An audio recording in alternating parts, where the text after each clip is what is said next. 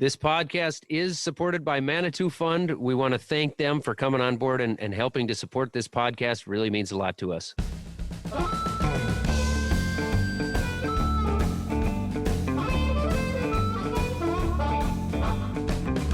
Hey, Zach, Minnesota and hockey and stuff in Fieldwork podcast, eh? Yeah. I'm from Iowa. Tell me more about that. About a boat. Well, Zach, I can tell you about the fieldwork, eh?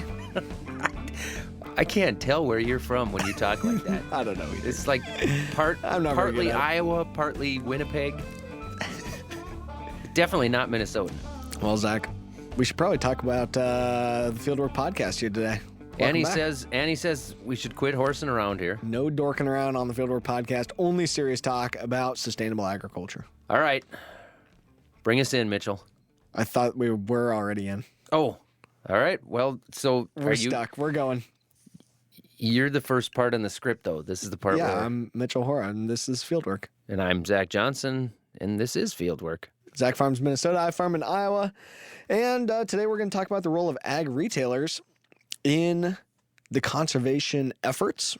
Really, ag retailers' role in agriculture and the future of agriculture. And super important. How can they help sort of push the farmers into some new practices, or at least stand behind the farmers if the farmers want to go into some new practices? What can we do to work together, really, so that we're not limiting each other on these sorts of things? The flip side to that statement, though, retailers can be a roadblock to adopting sustainable ag practices. You know, if they're not into conservation, it's just another person to have a conversation with as you're thinking about these things. And the feedback can be good or bad. Yeah. It's not a cut and dry, black and white thing, right? It's a complicated relationship because your retailer essentially, a lot of the times for farmers, gives you a lot of advice on what inputs work well, what don't, what you should be using, what you shouldn't, but it's difficult for them, I think, to really come from a neutral place because in the end, they're selling products and services, right? Their livelihood depends on, they've got to be able to make money. So there can, of course, be a conflict of interest there. So, we're going to dive into that. Yeah, and I think a key thing there, though, is at the end of the day, though, the retailer has to have the best interest of the farmer in mind. If they're going to keep selling you inputs, correct, they have to actually take care of you. For sure, yeah. I mean, we've all seen it, right? As farmers, you know which retailers have the best interest of the farmer in mind and which ones don't. I mean, you can see right through that. It's like any other business. You know who you want to work with and who you don't. Well, I think Zach, we're going to dig into that here today on the podcast. We've got a couple experts in from AgView FS. They're from Northern Illinois, Walnut, Illinois.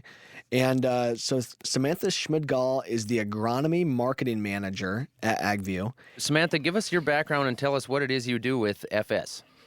You bet. So Samantha Schmidgall, I'm from kind of north central Illinois, and I have worked in the FS system for the last 6 years. Currently, I'm an agronomy marketing manager for one of our FS member companies, AgView FS. So I work with folks like Malcolm and some other salesmen across our 5-county area on all of their fertilizer, chemical, and seed needs. Do you think, should we jump back first and explain what FS is? You bet. So FS is part of a grower cooperative. Our member company uses Growmark to not only bring on new products, so they do some product trials for us, some preliminary trials. They look at different companies for us to work with. We're doing a lot on the technology side right now. And Malcolm, what is your role within FS? I'm out of the Walnut location. I'm a crop specialist for AgView FS out of Walnut, Illinois. And from your position, Samantha, what are your thoughts on what retailers can do to help affect the practices out there on the farms? I think this has always been something that's important to me. Being a younger farmer, helping my family on our farm, being in my 30s, I want to see my kids be able to farm. I want the resources to be there. I want the safety aspect to be there. And I want our ground to be in the best position possible when it's passed on to the next generation. So personally, it's always been something that I've thought about and been very conscious of. It's how can we make that a more broader scale thought and doing some of the things that Malcolm's doing at his location, like doing VRT lime across almost every acre that they spread, using MRTN to get a base for nitrogen. Those things are helping with cost, but they're also just genuinely doing the right thing agronomically. So how can we do that on a broader scale is something I think about often. So I want to make a couple of points of clarification there because you brought up a couple really good items too. That VRT line, that's variable rate, but MRTN, explain that a little bit more, the maximum return to nitrogen calculations. You bet. So entering our growers' information into MRTN, maximum return to rate on nitrogen, is something that we encourage all of our salesmen to do with our growers just to make sure that we're doing the right thing economically and we're doing the right thing agronomically. It doesn't do any good for anyone to put on an excess of nitrogen that's not getting used in the right way. So how can we take that nitrogen number back to a true dollar amount and do the best thing for our grower? So I would say most of the time that MRTN is used, we might look at it as a one rate application to get that number of nitrogen units that we want to apply to our corn crop based on the yield goal. However, we do a ton of side dress business, top dress urea, strip till. How can we take that one number of what that nitrogen recommendation is at that economic threshold and then be able to take that number and apply the 4Rs to it and be able to do the right thing for our grower? Well, and want to clarify there on the 4Rs being right place, right rate, right time, right product. Do you have any success stories that jump out to you that you can think of where you've seen success in the changing of an operation on a farm, or something that maybe somebody, whether it be yourself or a farmer, has learned from these practices? Yeah, definitely. The strip till thing in our area has really become quite the thing. A lot of farmers are seeing the efficiencies of it, and it's going a long ways. What are some of the other advantages that you're seeing to strip till, and then what are some of the challenges that you're seeing from guys when it comes to trying to incorporate that on their farm? The challenge is, as far as the farmer having the equipment to get the dry fertilizer to his bar. That's because everybody is limited on equipment and what it takes to get the product to the farmer. So what you're meaning there, like being able to actually, as you're strip tilling, meaning not full width kind of conventional tillage, but just tilling a small strip of the soil, but then you can actually apply your fertilizer in with that. But yeah, you have to be able to tender that fertilizer and stuff too. And if you're trying to get tillage done, you don't want to slow down to refill and have to actually get your fertilizer, like refill the tank and all that. And what's the thought process on the expense of that strip till rig? And is there any programs available for Illinois farmers to offset some of those costs? There are some programs available to Illinois farmers. Typically, they're through some of our fertilizer suppliers. So using things like Mosaic products, we work a lot with Mez and Mez Z. So a phosphate product that has sulfur in every prill. They can work with growers on kind of offsetting some of those costs. I think with strip till, it's almost a culture change for growers. When they want to look at a new practice and how that's going to affect their operation, it's not just looking at fertility, it's looking at how it's going to affect the operation as a whole. So Malcolm brought up when our growers buy a strip till rig, a lot of the questions are, how am I going to get the fertilizer to this bar and how am I going to do it timely? And working with folks like Malcolm and the guys at our facility, we're able to orchestrate some of that. So ag retail has played a huge role in making strip till possible for a lot of our customers in the area.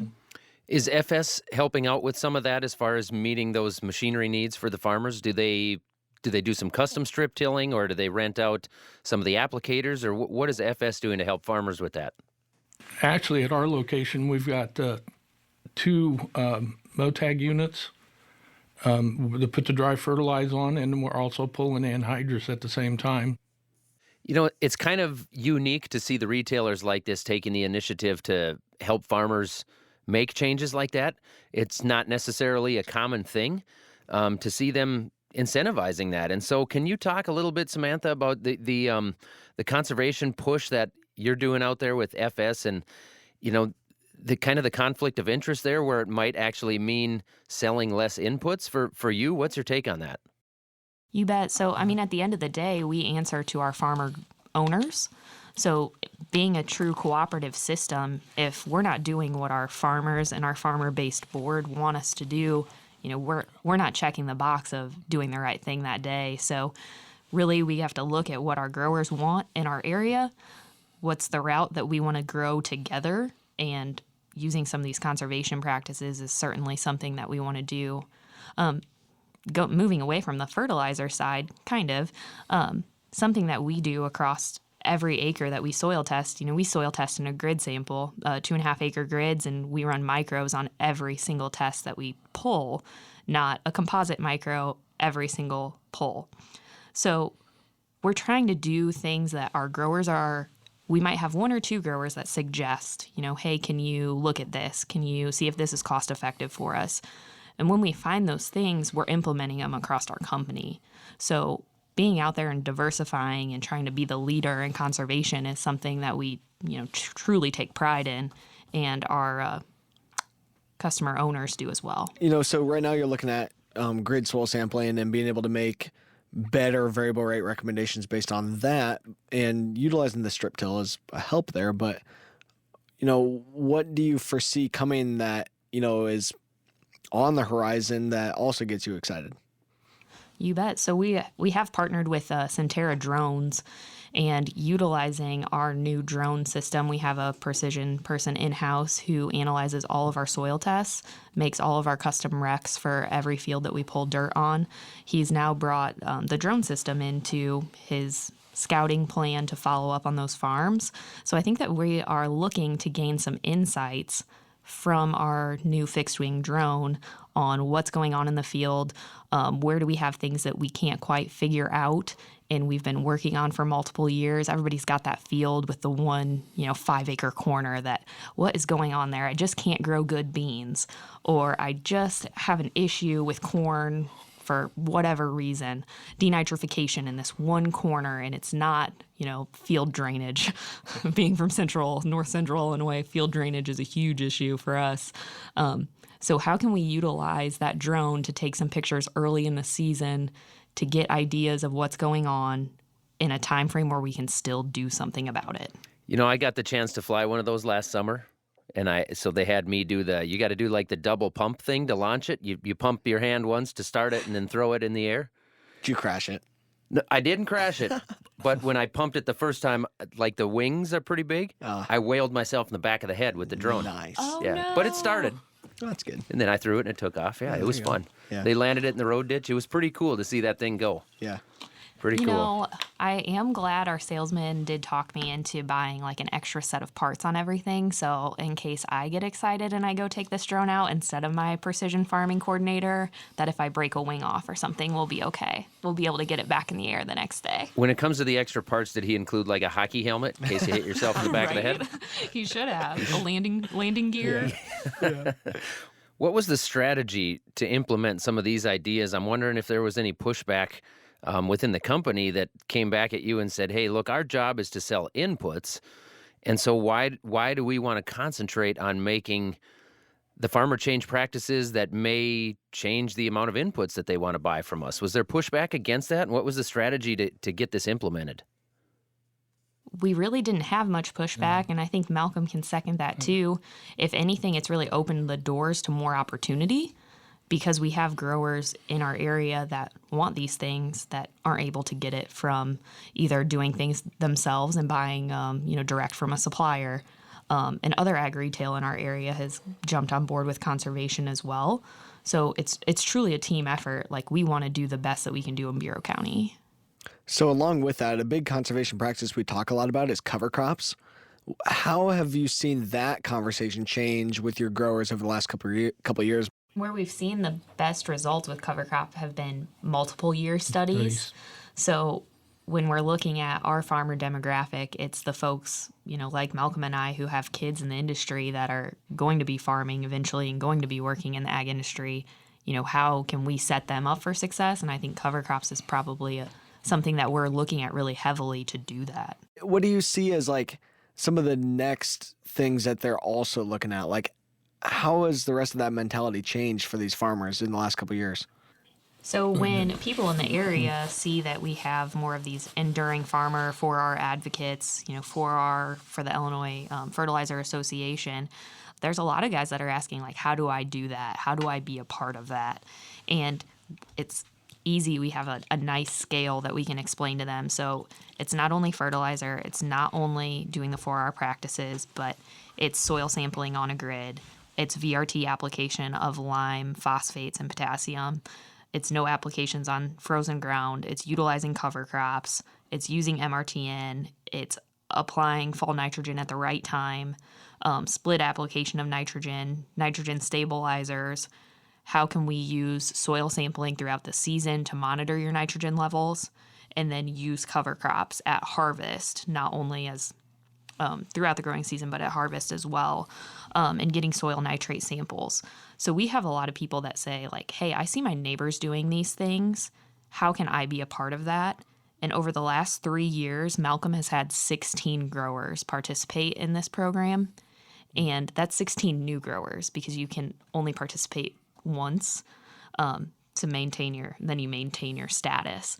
But there's 16 people in our community that have kind of jumped on board with conservation practices, and they're continuing to drive the community in that direction. They're being the true leaders in the area.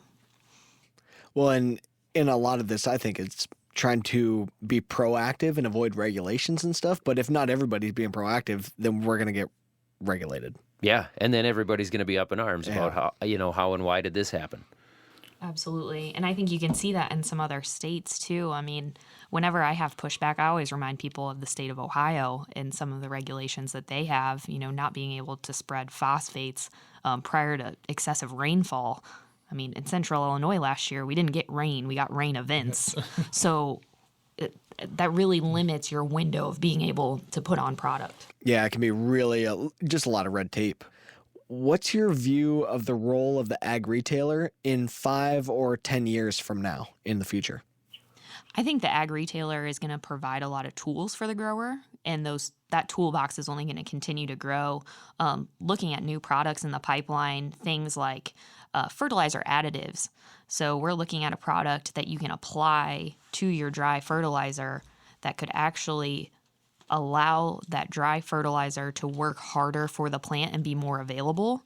So getting the data backed behind some of these newer products is going to make a big difference in where our business is in the next 5 to 10 years. So right now we're doing the legwork, doing the trials to kind of figure out what's going to work and what isn't working. And if you're not working with an ag retailer who's interested in doing those trials and working with those products, there's a potential for you to get left behind and miss out on some of the opportunities that others are going to be able to have access to. So feeding off of what you said right there, how can we incentivize more retailers to promote sustainable ag? And as a farmer, if my retailer is giving me pushback against new practices, what can we do about that? Where do you want to see your business in 5 years, and how can we help you get there? I think is the backbone of a lot of what we do. And we try products that Growmark brings to our attention, and we also try products that growers bring to our attention. So if your ag retailer isn't offering you, some of these new products that you're seeing and reading about and you want to try, bring it up to them. Maybe they have something available to them that they didn't think you were interested in. But it's all about just taking those little steps in the right direction, and that can truly make a big difference on your farm. Yeah, no, that's, I think, a good point there on that. It's the companies that are bringing innovations to the growers, but also the growers bringing innovations to the companies too. Absolutely. Like, be a partner. Well, guys, this has been really, really interesting to have you both on. We really appreciate your time and your work and being a leader in the ag retail space to work with these growers to not only help them, implement conservation, be more profitable in the short term, but, see the light at the end of the tunnel, see a bright future ahead. And I really think it is there, Zach. Good. Yep. Before we go any further, it's time to take a quick break. Everyone stay tuned. We'll be right back.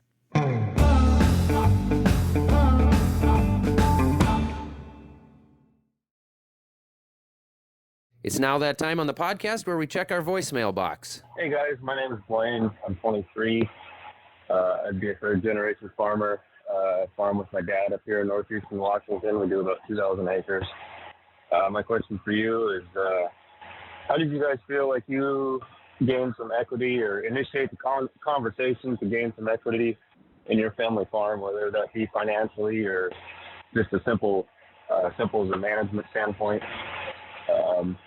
Whatever story or insight you have with that, I'd greatly appreciate it. I'm having a hard time trying to figure out how to get myself more involved here with my dad. Anyways, I look forward to hearing your guys' podcast, and I've learned a lot from them, and always look forward to the next one. And thanks, guys. Keep it up. Blaine, thanks for calling in. That's a common question I get, and one that I don't necessarily have an easy answer to. I know, like in my case personally, it's a step-by-step process. You know, I'm trying to get in 5-10% at a time, and then we break apart the acres and the machinery and the grain storage system, and it's not a simple process. It's not easy, even as a third generation as you are, as you know, to be able to step into these businesses which have become pretty large. It's not a simple process, even though you are the next generation that wants to move in and try to figure it out. So I don't know that I have any real great answers for you. I know there's a lot of resources out there to help you through that. You might have some state resources through extension programs or USDA, stuff like that, where you can talk to people about some options. As I say, in our case, you know, we're still trying to figure it out ourselves. One thing I will say is make sure that the entire family is all on board. If you have siblings that are or are not involved in the farm, make sure everybody's on board and knows what's happening. That, you know, family issues a lot of the times, unfortunately, are the demise of family farms. So make sure everybody's on board and everybody's involved in the conversations and everybody's open and transparent with each other as far as what's going on. Thanks for calling in. Wish you the best of luck. Hopefully you guys can figure some stuff out. That's going to be it for the Fieldwork Podcast today. Thanks to all the people who helped make this podcast possible. Annie Baxter, Claire Jones, Noah Boston, Kristen Schmidt, Eric Romani, and Lauren Humpert. Our theme song is written and performed by Johnny Vince Evans with help from Corey Schreppel. We're on YouTube at Fieldwork Talk. And our website is fieldworktalk.org. We are also on everything at Fieldwork Talk. YouTube, Twitter, Facebook, Instagram, you name it. You name it, we got it. That's right. If you like the show, it'd be awesome if you wrote a review, and we'd love to hear from you through our voicemail system, and we might play you on our show. Leave us a comment or a question at 651-228-4810. That's 651-228-4810. And until next time, thank you everybody for listening. We are so thankful to have you guys. Nail it.